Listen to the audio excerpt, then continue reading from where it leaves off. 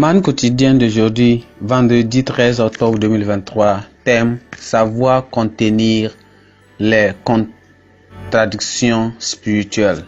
Savoir contenir les contradictions spirituelles. Test 1 Corinthiens chapitre 6, le verset 9 jusqu'au verset 15. 1 Corinthiens chapitre 6, disons à partir du verset 9 jusqu'au verset 15. Verset 9. Ne savez-vous pas que les injustes n'hériteront pas le royaume de Dieu?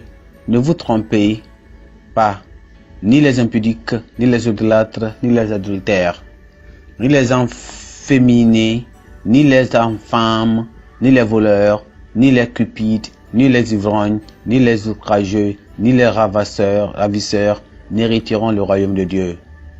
Est-ce là ce que vous étiez?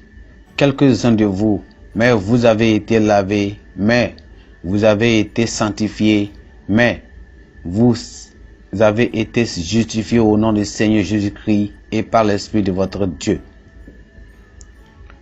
Tout m'est permis, mais tout n'est pas utile.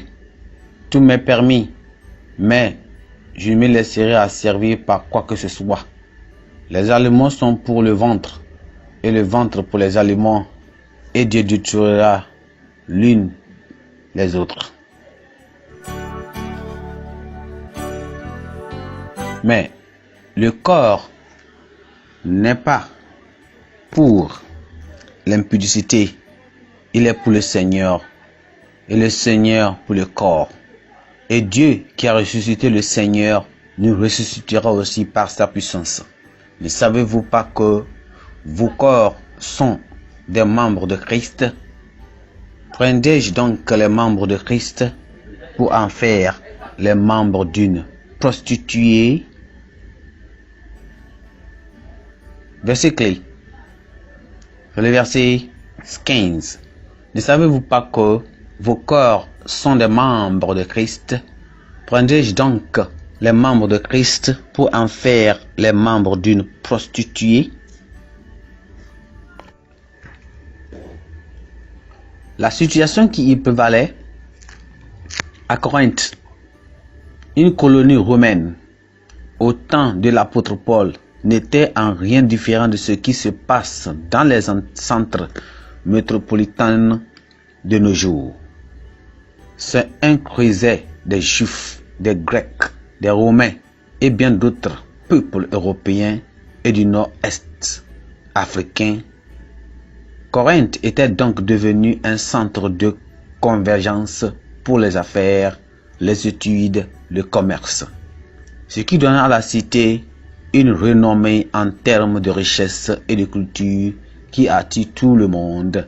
Mais malheureusement, tout ceci a conduit à une régression spirituelle, juste à l'image de ce que l'on voit dans les grandes villes aujourd'hui où l'on joue fatalement avec les normes morales. Parlant des problèmes des frères chrétiens corinthiens, Paul les avertit que le salut qu'ils avaient reçu du Seigneur ne leur permettait pas de prendre part aux choses impures. Il leur a fait savoir que leur rédemption les avait mis à part pour le ciel, que s'ils voulaient vraiment séjourner dans la demeure de Dieu, ils devaient fuir toute immoralité associée à la cité de Corinthe, parce que le royaume de Dieu auquel ils aspiraient ne tolérait aucune souillure. Le même message s'adresse à tous les croyants d'aujourd'hui.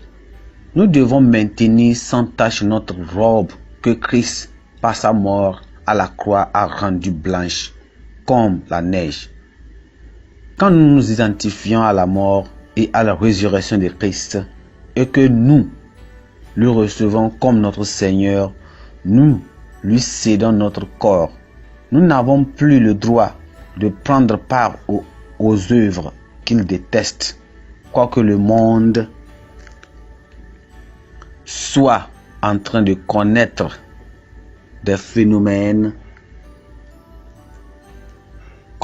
de contradiction d'une société sophistiquée, technologiquement et sur le plan de l'éducation, faillite spirituelle au même moment. Comme ce fut le cas à Corinthe, le vrai chrétien doit savoir que nous sommes dans le monde, mais que nous ne sommes pas du monde. Nous devons être guidés par les lois de Dieu. Amen. Pensée du jour.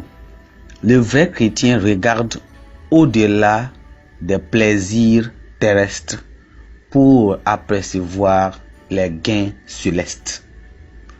Le vrai chrétien regarde au-delà des plaisirs terrestres pour apercevoir les gains célestes. La Bible en un nom. Apocalypse chapitre 1 jusqu'au chapitre 3. Apocalypse chapitre 1 jusqu'au chapitre 3.